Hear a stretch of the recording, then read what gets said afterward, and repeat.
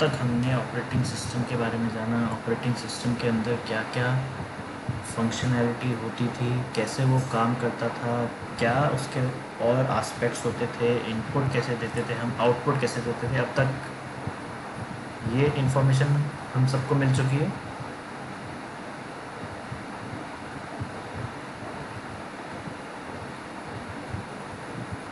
सुन पा रहे हैं सभी? जी सर, जी सर। अब आज हम उसके सिक्योर सिस्टम के डिज़ाइन प्रिंसिपल्स को पढ़ते हैं, ऑपरेटिंग सिस्टम के।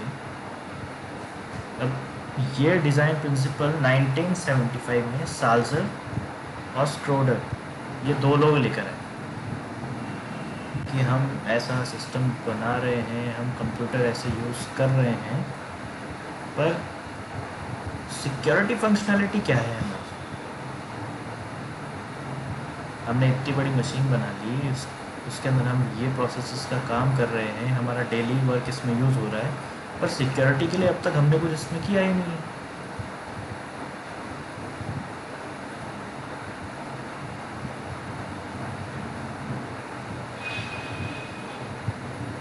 सभी सुन पा रहे हैं?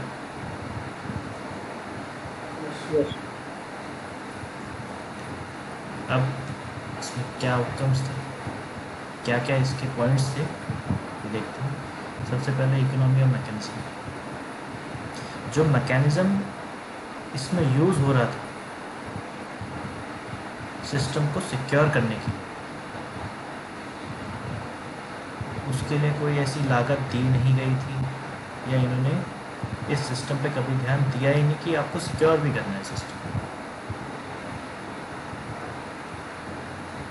फिर फेल सेफ डिफ़ॉल्ट्स, कोई सेफ़ इन्होंने नहीं बनाया। सेफ़ यानी कुछ ऐसे प्रोटेक्शन के लिए, जैसे हम कहते हैं ना सेफ़ में पैसे रख देते हैं, ऐसा कुछ नहीं किया गया। इसको लीस्ट प्रिविलेज दी गई, इस मैकेनिज़्म को सबसे लीस्ट प्रायोरिटी पर रखा।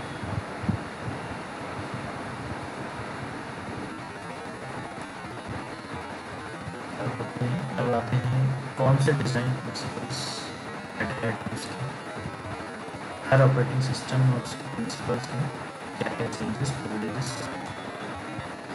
विंडोज़ और लिनक्स पासवर्ड ऑथेंटिकेशन, ये लीस्ट प्रिविलेज पर रखा गया, और फेल और इसका सेफ फेल इन्होंने सिक्योरिटी बनाई, इन्होंने ट्राई करी 1975 में, जो इन प्रिंसिपल्स को लेके जो इन्होंने सिक्योरिटी बनाने का प्रोसेस स्टार्ट किया, उसमें ये थोड़े फेल हो, नहीं लगा पाए। अगर लगाते थे तो वो काम नहीं कर रहा था, और जब उसको दोबारा वो यूज़ करने के बाद स्टार्ट करते थे तो वो ऑटोमेटिकली बंद हो जाता था। फिर आती है सर्टिफिकेट अथॉरिटीज़, जो हर क्लाइंट को अपना सर्टिफिकेट देती है सिक्योरिटी का, ये भी लीज प्रिविलेज था। और फिर तीसरा आया पॉलिनोमियल सिक्योर चेन, ये थोड़ा सेपरेशन में वर्क किया है डिज़ाइन। अब कौन से डिज़ाइन प्रिंसिपल्स को वायलेट किया, SSL और TLS। SSL याद है सभी को?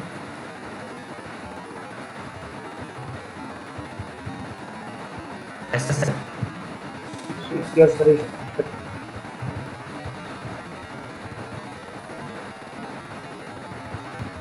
और TLS क्या होता है?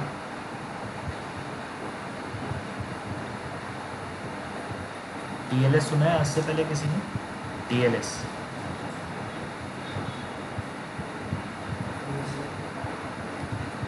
होता है डोमेन नेम, क्या? Domain name system. TLS होता है transport layer security. Transport layer. Transport layer security, ये दोनों क्रिप्टोग्राफिक प्रोटोकॉल्स हैं जो आपकी सिक्योरिटी को ऑथेंटिकेट करते हैं और आपका डेटा इनक्रिप्टेड रखते हैं। SSL सिक्योर सर्किट लेयर और TLS ट्रांसपोर्ट लेयर सिक्योरिटी।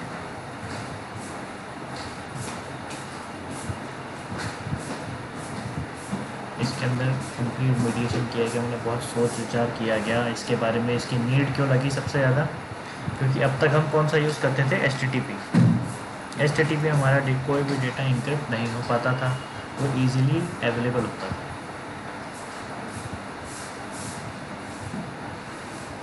और ये दूसरी एनजीमा मशीन, ये ओपन डिज़ाइन है एक। एनजीमा मशीन में आप जैसे VMware आपका हो गया, और इसको ओपन सोर्स में भी यूज़ कर सकते हैं। इसका वॉल्यूशन क्या आया,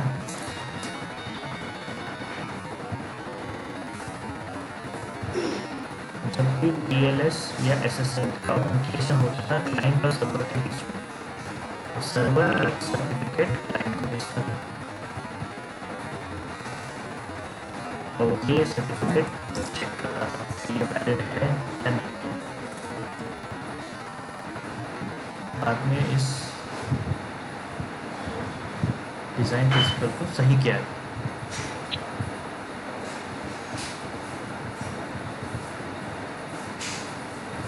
फिर एक वॉल्यूशन ये है कि आप ऐसा पासवर्ड चूज़ करो जो बहुत ही ईजी हो, सिर्फ लोअर केस लेटर्स में हो और जो आप याद कर सकें। इसमें बहुत इशू आया, क्यों, क्योंकि अगर कोई बहुत ईजी पासवर्ड लिख देता था, जितने ईजी पासवर्ड यूज़ करे गए अपना माइक म्यूट कर लो, जितने इजी पासवर्ड यूज़ किए गए उतनी जल्दी लोगों के सिस्टम हैक होने लगे। हैक मतलब कोई भी आके उनको ओपन कर लेता था, क्योंकि सब कुछ इजी रहता था, लोगों की इजी लाइफ से, डेली लाइफ से जुड़ा हुआ रहता था, और सब कुछ लोअर केस में ही रहता था। तो अपर केस, लोअर केस या स्पेशल कैरेक्टर्स, इन सब का कुछ उस समय यूज़ नहीं था।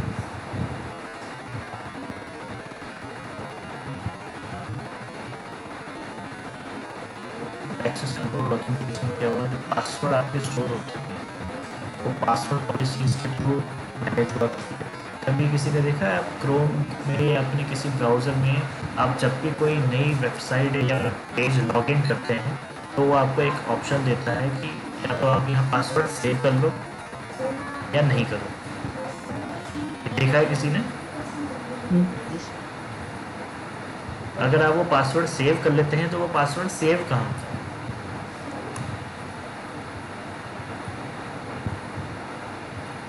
जैसे क्रोम ब्राउज़र आप अगर यूज़ कर रहे हैं तो उसके अंदर आपने अपने पासवर्ड सेव कर लिए हैं तो वो सेव कहाँ होंगे? हमारे जीमेल अकाउंट, क्या जीमेल अकाउंट में, जीमेल अकाउंट में नहीं, ब्राउज़र में।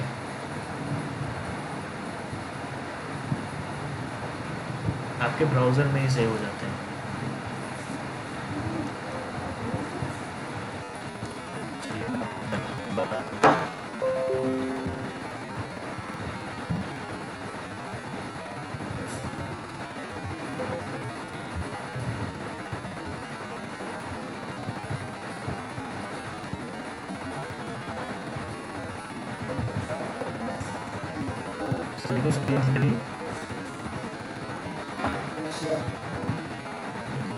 मेरे क्रोम ब्राउज़र, बस यहाँ सेटिंग्स में जाऊँगा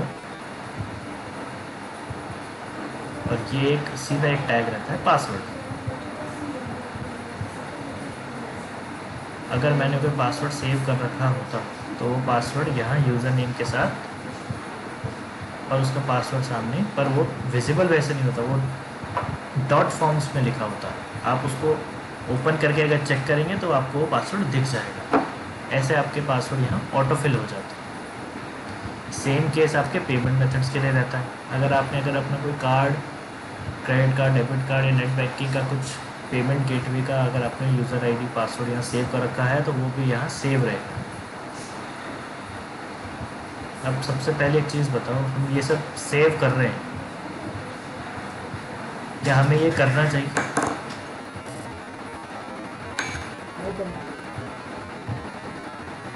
क्यों नहीं करना चाहिए? अगर कोई हमारा जीमेल अकाउंट एक्सेस करेगा तो उसकी सारी इन्फॉर्मेशन मिल जाएगी। सेकंड ईयर अच्छा उसे हमारी सारी इंफॉर्मेशन मिल जाएगी। तो फिर ये ऑप्शन दिया ही क्यों? अगर ऐसा नहीं होना चाहिए तो ये ऑप्शन दिया ही क्यों? कभी इस बारे में सोचा है?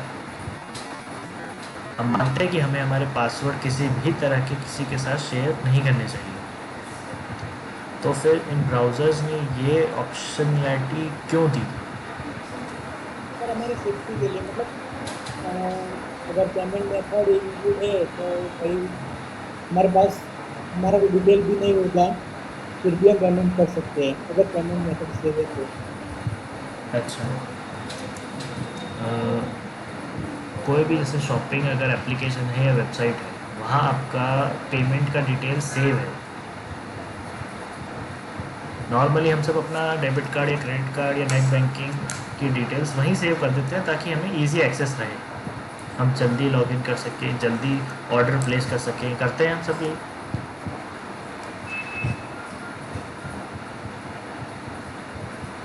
करते हैं या नहीं करते हैं? यस सर, करते हैं करते हैं।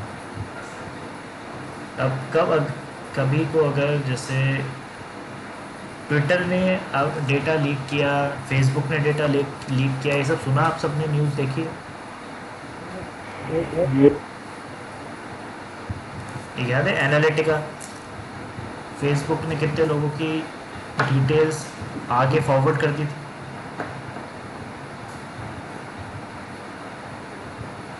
कितने, कम से कम करोड़ों लोगों की डिटेल्स कॉम्प्रोमाइज़ हो गई थी। अब उनमें पूरी दुनिया के कितने लोग, किस किस जगह के लोग थे, उन उनके अकाउंट में जो भी उन्होंने इन्फॉर्मेशन दे रखी थी सारी लीक हो गई थी।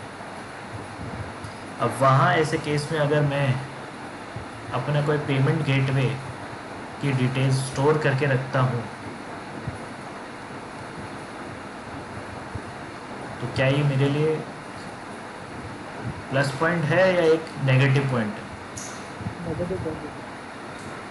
हम हर जगह सिर्फ अपना थोड़ा सा टाइम बचाने के लिए कोई भी पूरा एग्रीमेंट इंस्ट्रक्शन पूरा नहीं पढ़ते हैं, बस नेक्स्ट करके आगे चल देते हैं। ट्रू कॉलर सबने ही सुना है? True collar, yes sir. True collar की फंक्शनैलिटी क्या है? किस बेसिस पे वो आपको नंबर सर्च करके देता है? और जिसके अंदर मतलब नंबर सेव है, उसके पास ट्रू कॉलर है तो उसके सारी कॉन्टैक्ट इन्फॉर्मेशन वो सेव कर लेता है। यानी अगर मैं कोई नया नंबर लेता हूँ, मैंने एक नया नंबर लिया, उस नए नंबर को मैंने या तो मेरे फ़ोन में या किसी मेरे दोस्त के फ़ोन में सेव किया किसी भी नाम से, जो मुझे XYZ कुछ भी जो नाम लिखना है मैंने उसको सेव कर लिया। अब मैं उस नंबर को डिलीट कर दूँ, तो जब भी मेरा फ्रेंड ट्रू कॉलर, मैं या मेरा फ्रेंड उस नंबर को सर्च करेंगे तो कौन सा नाम आएगा? जो फर्स्ट टाइम सेव किया होगा वो। और ऐसा क्यों होता है?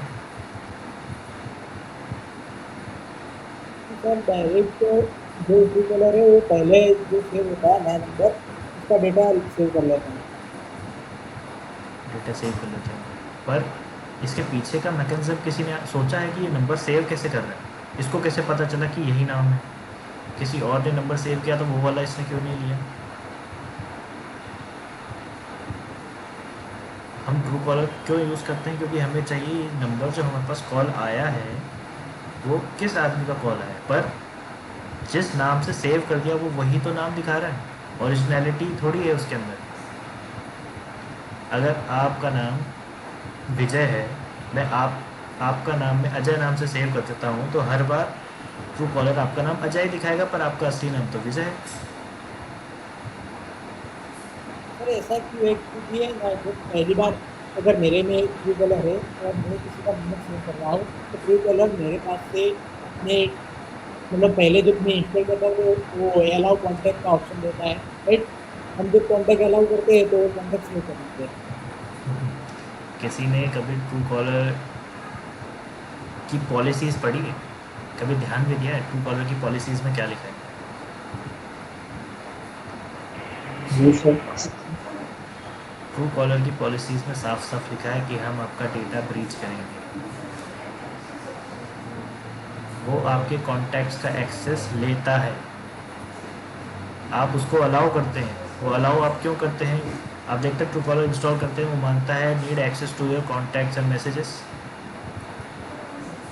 उसे आपके कॉन्टैक्ट्स का एक्सेस क्यों चाहिए? हमें तो बस नंबर सर्च करना है ना। तो मेरे कॉन्टैक्ट्स का एक्सेस लेके वो क्या करेंगे? जबकि आपके कॉन्टैक्ट्स का ऐसे एक्सेस लेके वो आपका डेटा ब्रीच करता है। इसी फंक्शनैलिटी पे पूरा ट्रूकॉलर काम करता है।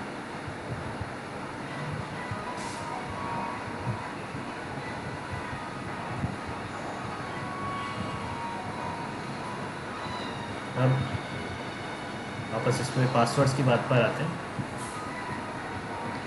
पासवर्ड कभी भी प्लेन फॉर्म में सेव नहीं होने चाहिए। प्लेन फॉर्म क्या हुआ? प्लेन फॉर्म का मतलब क्या हुआ?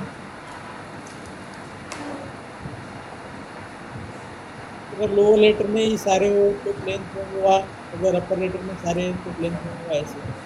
प्लेन फॉर्म यहाँ पे सिंपल मतलब है, अगर आपका पासवर्ड है ABCD@123, ये अगर किसी का पासवर्ड है तो वो प्लेन फॉर्म में, मतलब कहीं उसको ये पासवर्ड और पासवर्ड ऊपर उसकी डिटेल्स लिख के साथ में कहीं सेव करके मत रखो। हम अपना पासवर्ड सिंपल स्टोर करके रख देते हैं, किसी के लिए भी इजी हो जाता है। अगर किसी के हाथ में वो फाइल लग जाती है, आपका जहाँ भी अपने पासवर्ड रखा है, डायरी में लिखा है, कहीं भी लिखा है, वो मिल जाती है, तो यूज़र आईडी ऊपर लिखी है और पासवर्ड नीचे लिखा है, ठीक है, सेव, ख़त्म।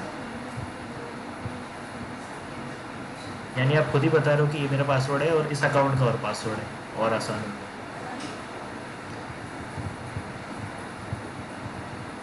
अब पासवर्ड्स को एन्क्रिप्टेड फॉर्म में भी स्टोर नहीं करना चाहिए, क्यों?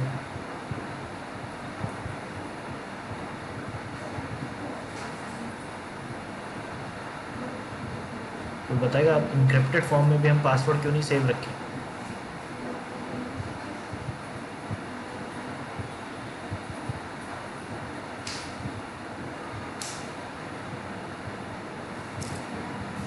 किसी को कुछ भी इसमें आइडिया लग रहा है कि ये एन्क्रिप्टेड फॉर्म में भी पासवर्ड सेव करने के लिए मना कर रहा है, क्यों?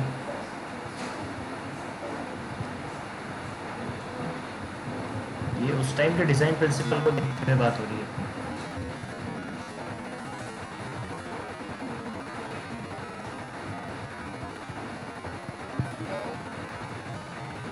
तो हम एन्क्रिप्टेड फॉर्म में पासवर्ड सेव करने के लिए क्यों मना करते हैं?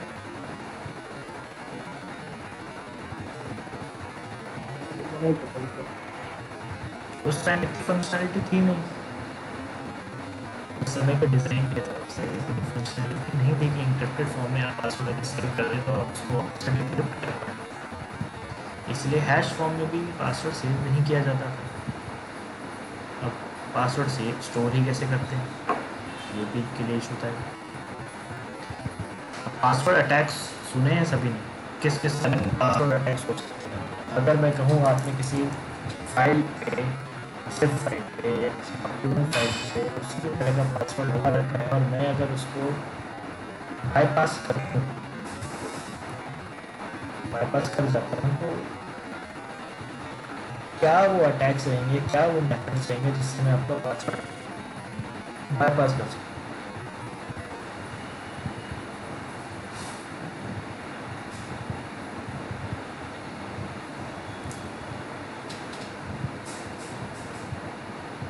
ये कुछ अटैक्स हैं: brute force, dictionary attack, rainbow tables, social engineering, phishing, reset passwords through secret questions, key loggers, eavesdroppings और नेटवर्क ट्रैफिक। और कुछ टूल्स भी आते हैं इसके: John the Ripper, Cain and Abel, Ophcrack, Hydra, Ncrack, Hashcat, बेबी। Brute force क्या होता है? अच्छा, ब्रूट फोर्स से पहले हम ये तो पता लगाएं कि हमारा पासवर्ड कितना सेफ है या सिक्योर है। सब देखना चाहेंगे कि आप सभी का पासवर्ड कितना सिक्योर है। Yes sir.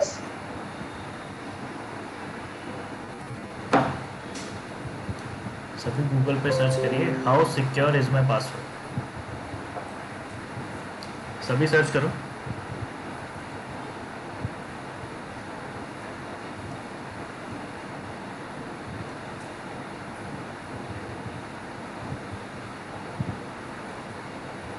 सभी सर्च कर रहे हैं, जवाब देंगे।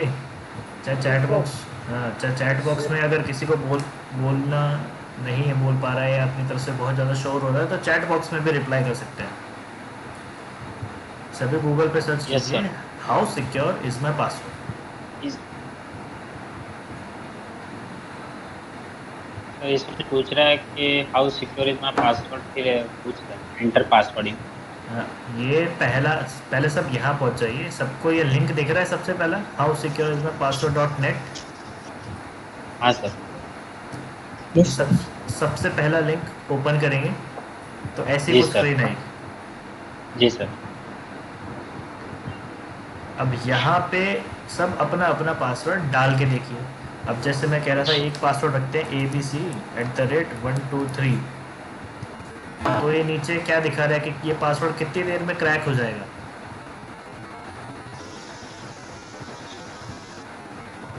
22 सेकंड। सिर्फ 22 सेकंड में।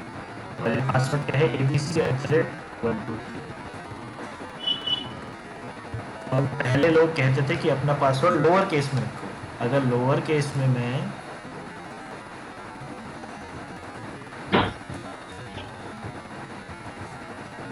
लोअर केस में अगर मैं मेरा कोई पासवर्ड रखता हूँ तो कितनी देर में वो क्रैक हो रहा है, 7 मिली सेकेंड। 1 सेकेंड भी नहीं लगा इसे, 7 मिली सेकेंड्स में ही क्रैक हो चुका है। अब सभी अपना अपना पासवर्ड ट्राई करें। इसमें कोई आपका पासवर्ड सेव नहीं होगा, सिक्योर्ड है।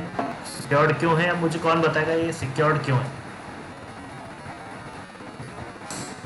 ये वेबसाइट सिक्योर्ड क्यों है, मुझे कोई बता सकता है? शायद HTTPS लिखा हुआ है तो उसको HTTP कनेक्शन है सिक्योर। कोई भी वेबसाइट में डिटेल्स डालने से पहले हम क्या देखेंगे, अपना SSL सर्टिफिकेट। अब सभी अपना अपना पासवर्ड डाल के चेक करें। मुझे पासवर्ड नहीं बताना है, आप बस बताएंगे आपका कितने टाइम में आपका पासवर्ड क्रैक हो सकता है। सभी बताएंगे, सभी के सभी। इसमें 8 मिलियन ईयर लिखा हुआ है। Hello sir. 400 ईयर। मैंने अभी एक मैंने एक पासवर्ड डाला अभी 3 ईयर बोल रहा हूँ। 3 इयर्स बोल रहा है। 8 मिलियन ईयर। हाँ 8 ईयर मिलियन। क्रैक। यानी आपके पासवर्ड को क्रैक होने में 3 साल लग जाएंगे।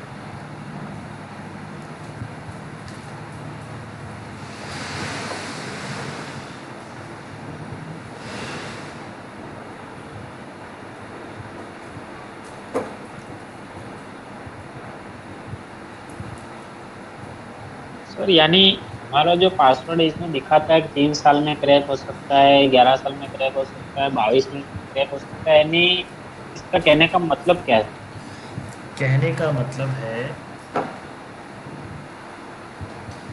आप जो भी पासवर्ड लगा लें, किसी भी तरह का पासवर्ड लगा लें, आपके पासवर्ड की सबसे मेन और यूज़फुल फंक्शनैलिटी क्या होनी चाहिए कि आप इतना स्ट्रॉन्ग पासवर्ड लगाएं, इतना स्ट्रॉन्ग पासवर्ड लगाएं कि सबसे पहले तो उसको खोलने में टाइम सबसे ज़्यादा लगे।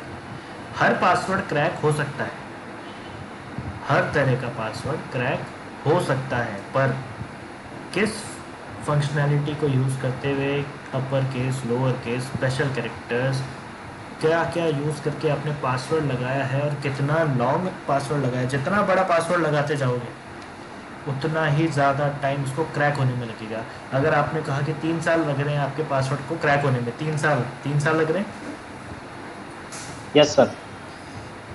3 साल अगर किसी पासवर्ड को क्रैक होने में लग रहे हैं तो क्या मैं उसी पासवर्ड के पीछे पड़ा रहूँगा क्या? नहीं सर। नहीं। मतलब मैं अपना समय, अपनी एनर्जी, सब कुछ वेस्ट कर दूँ सिर्फ एक 3 साल के पासवर्ड के लिए? क्यों? जो मुझे 2 मिनट, 2 सेकंड, 7 मिली सेकंड में जो मुझे पासवर्ड अगर कोई क्रैक हो रहा है तो मेरे लिए वो बेटर है या 3 साल के पीछे पड़े रहना बेटर है? जो जल्दी क्रैक होगा सर वो। बस इसलिए कहते हैं अपना password upper case, lower case, special characters, इन सब के कॉम्बिनेशन से बनाएं और जितना ज़्यादा हो सके उसको उतना बड़ा रखें। जैसे ये मेरा पासवर्ड है,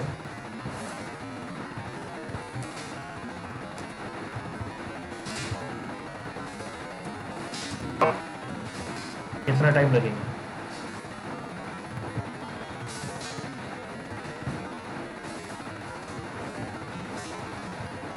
कितना टाइम दिख रहा है मेरा पासवर्ड क्रैक करने में? मतलब उसको ट्राई भी नहीं करेगा, सोचेगा भी नहीं कि नहीं उसे नहीं करना मेरा हो चुका।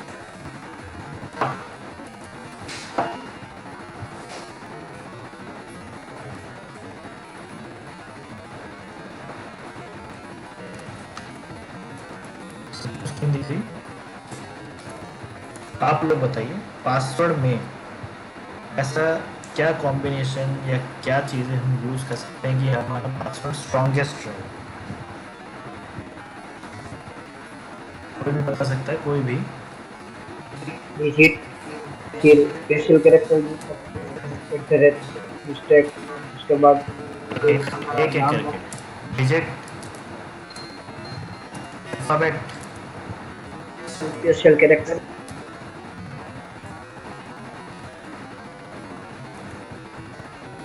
अल्फाबेट,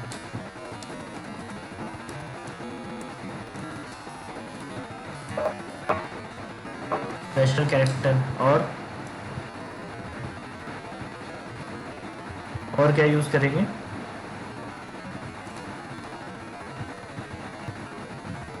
ये तीनों को मिला कर देना। इसके अलावा कुछ और चीज़ हम यूज़ कर सकते हैं?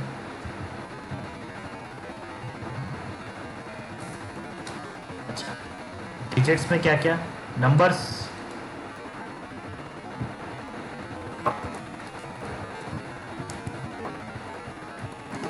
डिजिट में आपके आगे नंबर्स 1 2 1 से लेके 8 तक जो आपको नंबर यूज़ करना है। 0 to 9, क्या? 0 to 9। 0 to 9? अच्छा, 0 to 9 कोई भी नंबर कैसे भी कहीं भी यूज़ कर सकते हैं। फिर अल्फ़ाबेट्स में, अल्फ़ाबेट में किस? अपन ए लोअर से जेड तक अपर केस और लोअर केस। अपर केस और लोअर केस कैसा होता है?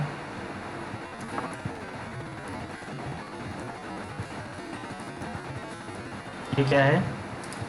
अपर का special small lower lower case.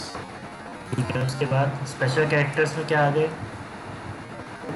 Extra smaller first dot coma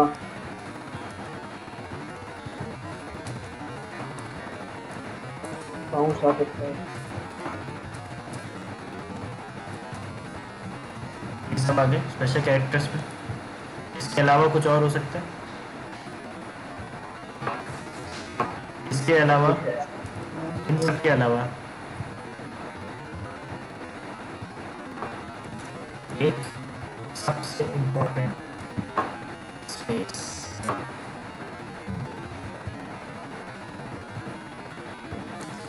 क्या कभी नहीं किसी ने भी अपने पासवर्ड में स्पेस का यूज़ किया है? हाँ सर, लास्ट में यूज़ किया है मैंने। तो स्पेस जो हम यूज़ करते हैं क्यों? क्योंकि एक फंक्शनैलिटी होती है कि या तो नंबर्स में होगा या अल्फ़ाबेट्स में होगा। अल्फ़ाबेट में या तो अपर केस लोअर केस या दोनों का कॉम्बिनेशन होगा, नहीं तो स्पेशल कैरेक्टर होगा। पर स्पेस का यूज़ कभी कोई भी नहीं करता है। स्पेस कहने को सिर्फ एक छोटा सा एक स्पेस है, पर पासवर्ड में ये काउंट आता है। अच्छा, अब अपना कॉम्बिनेशन कैसा होना चाहिए पासवर्ड का?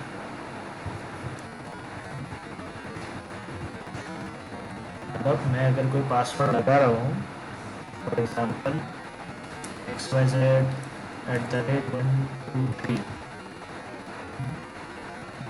क्या ये पासवर्ड सेफ है? नहीं सर, नहीं है। क्यों नहीं है? सर बहुत छोटा है पहले तो क्या? आसानी से बहुत छोटा है बहुत।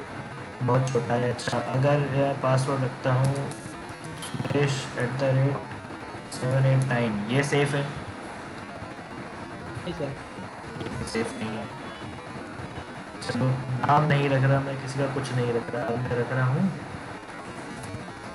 हेलो हैश, क्या अब ये सेफ है? नहीं सर। ये ऊपर वालों के मुकाबले सेफ है या नहीं है, इन दोनों के? हाँ ऊपर वाले मतलब वो भी डिक्शनरी वर्ड है, इसीलिए सेफ नहीं है सर। अच्छा, बिल्कुल यही बात कर रहा था मैं, डिक्शनरी वर्ड।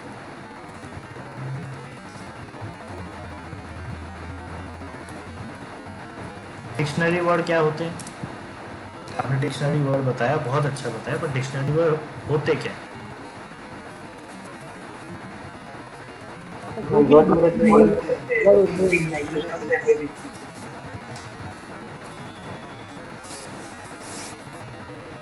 डिक्शनरी वर्ड ये नहीं कि सिर्फ डिक्शनरी में जो वर्ड्स मिल जाए वो डिक्शनरी वर्ड, नहीं नहीं नहीं।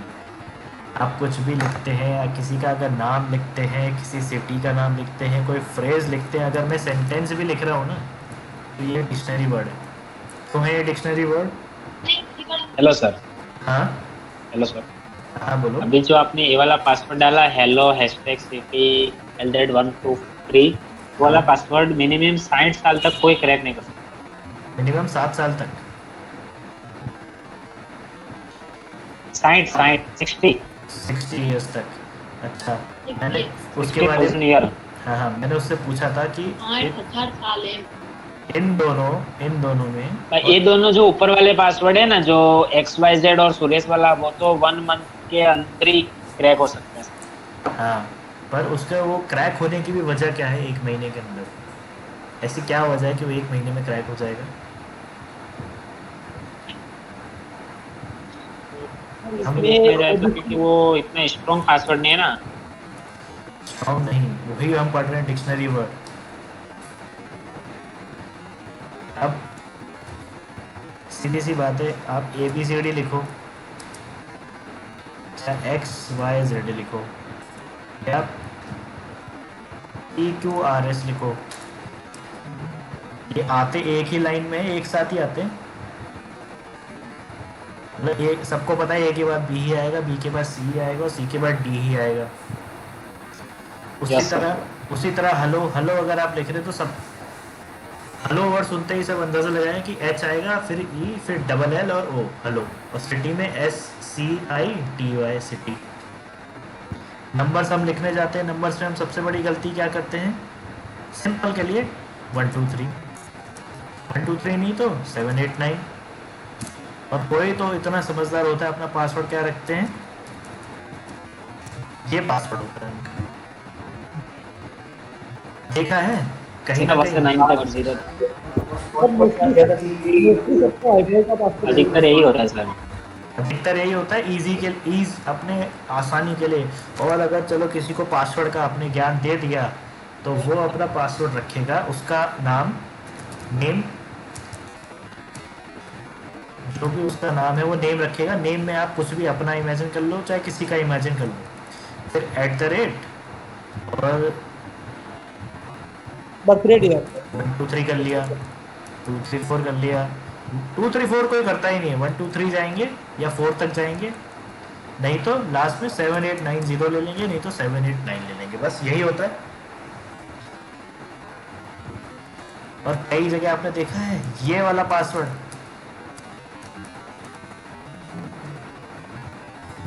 हाँ होता है। मतलब साइबर पासवर्ड यूज करते हैं। नाम ही कह रहा है एडमिन है, एडमिनिस्ट्रेटर है, पर पासवर्ड की सिक्योरिटी क्या है? ये तो हिट एंड ट्रायल में पासवर्ड निकल जाता है ये वाला तो।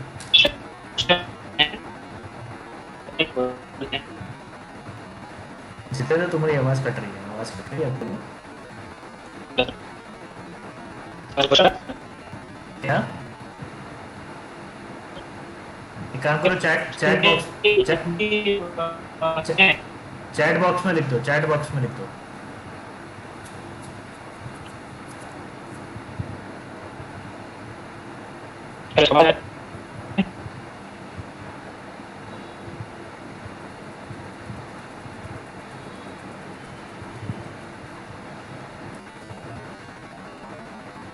अब बोलो, आवाज आवाज बहुत कट रही है तुम्हारी।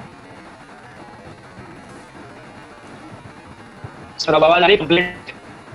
हाँ हाँ, थोड़ी बेहतर है, बोलो। Hello sir. हाँ मैं बोलना चाहता हूँ कि जो भी इंसान है पासवर्ड याद न रहे इसके लिए इतना आसान पासवर्ड रखता है, बराबर सर? बराबर है, बिल्कुल सही बात है।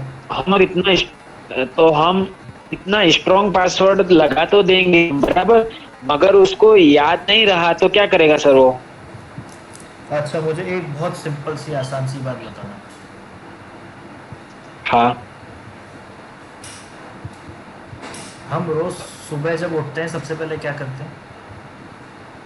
या सुबह छोड़ दो, आपके डेली प्रोसेस में जो आप सुबह सुबह उठ रहे हैं, नहा रहे हैं, तैयार हो रहे हैं, नाश्ता कर रहे हैं, आपको किस रास्ते से आपके ऑफिस या कॉलेज या पढ़ने कहीं भी जाना है, काम पे जाना है, किधर भी जाना है, आपको हमेशा याद रहता है।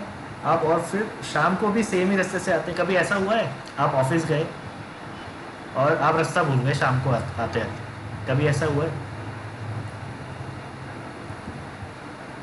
जो सर काम बात एक अलग है, मगर ये चीज क्या है कि पासवर्ड अगर रोज पर डे यूज करते तो हमें याद है ना।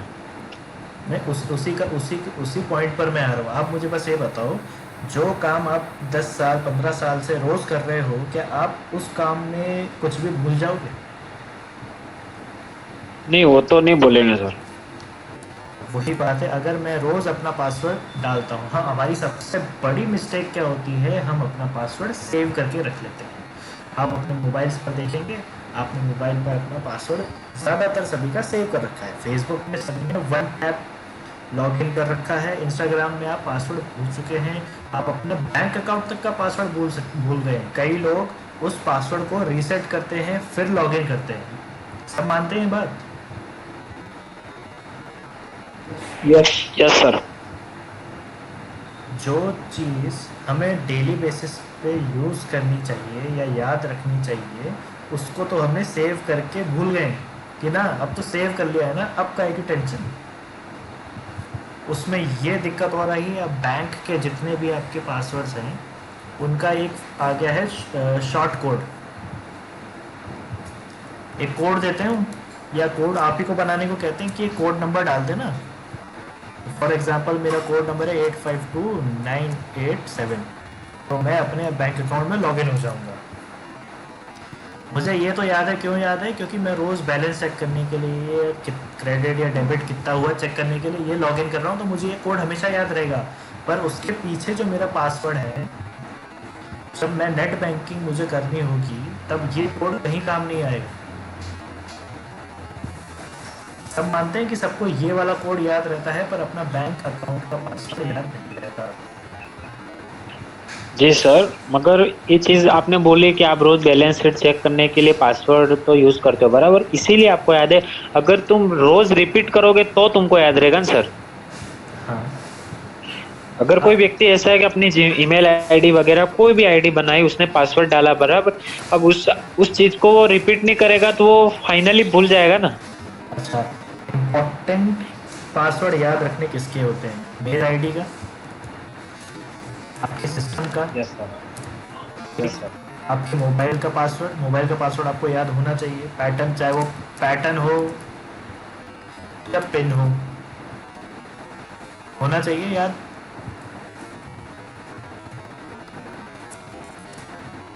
और कौन से पासवर्ड आपको रोज याद रखने चाहिए इनके अलावा, इन तीनों के अलावा?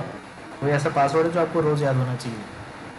चलो, बैंक का मैं आपको मानता हूँ, बैंक का आपको याद नहीं रहेगा, पर याद होना चाहिए। ऑप्शनल ले लेते हैं इसको एक बार। और कोई ऐसा पासवर्ड है जो आपको याद आ रहा हो कि ये चीज़ तो मुझे याद रखनी ही रखनी थी? सर एटीएम का पासवर्ड। एटीएम का पासवर्ड, एटीएम की पिन, और गूगल पे का पासवर्ड हो गया। गूगल, अच्छा, जीपे का पासवर्ड। सर एक क्वेश्चन और है कि जैसे कि एटीएम का पासवर्ड हमारा जो होता है, एटीएम का उसको भी पासवर्ड हमें आपका 4 डिजिट्स होता है, उसको आप इससे हाँ ज़्यादा 4 कुछ नहीं डिजिट, कर सकते। हाँ, वो बात आपकी बिल्कुल राइट है, मगर उसको भी हमें स्ट्रॉन्ग पासवर्ड बनाना चाहिए सर। देखो, एटीएम के पासवर्ड में वही बात आ गई है, कुछ भी सीरियली नहीं होना चाहिए। क्या आपकी डेट ऑफ बर्थ तो उसमें होनी नहीं चाहिए। लोग अपनी डीओ भी लिख देते हैं, डेट ऑफ बर्थ लिख बराबर, देते राइट। हैं। ये कभी नहीं रखनी चाहिए। अगर आप मेरे बहुत अच्छे दोस्त हैं, मैं जानता हूँ कि आपका बर्थडे 4 जुलाई 2003 में आता है, फॉर एग्जांपल ले लो 4 जुलाई 2003, तो आप अपना पिन मोस्ट प्रोबेबली 4703 रख सकते हो, भी नहीं रख सकते हो। Yes sir. एटीएम में बस ये चूक हो गई कि आपके पास सिर्फ 4 डिजिट्स है, आप 4 डिजिट से आगे जा नहीं सकते हैं। पर आपका एटीएम पिन तब तक सिक्योर्ड है जब तक आप किसी और के साथ उसको शेयर ना करते हैं, और ऐसा पिन कभी ना लगाएं, कभी भी ना लगाएं जो आपकी पर्सनल लाइफ से रिलेटेड हो।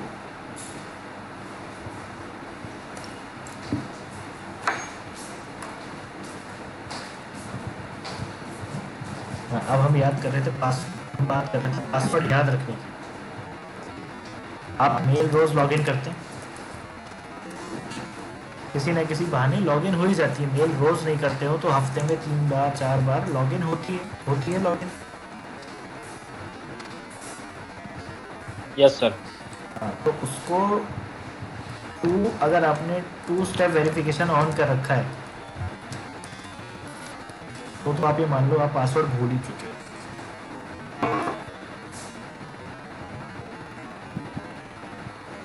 कि आजकल 2 स्टेप वेरिफिकेशन में क्या होता है, आपको मोबाइल पर डायरेक्ट एक मैसेज आ जाता है कि हाँ आप लॉगिन कर रहे हो क्या।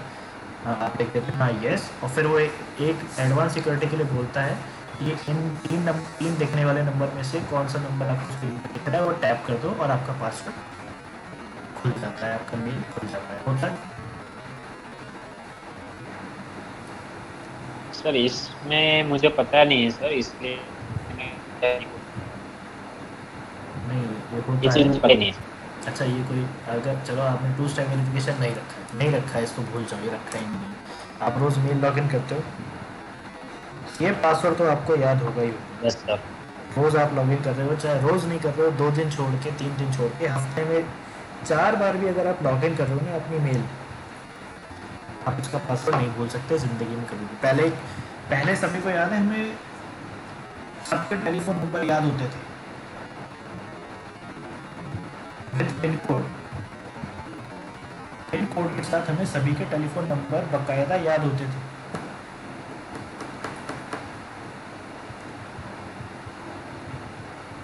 पर अब हमें उससे छोटा एक पासवर्ड याद रखने में भी दिक्कत आती है।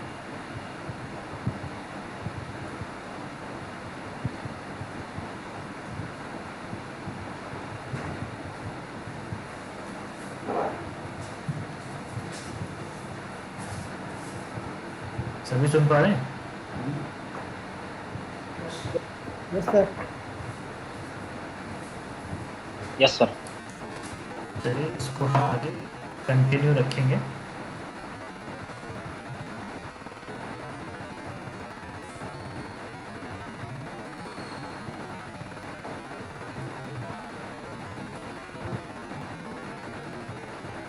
पासवर्ड की बात हम अभी कंटिन्यू रखेंगे,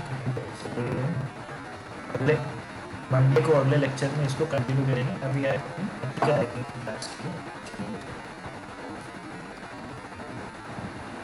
थैंक यू ऑल।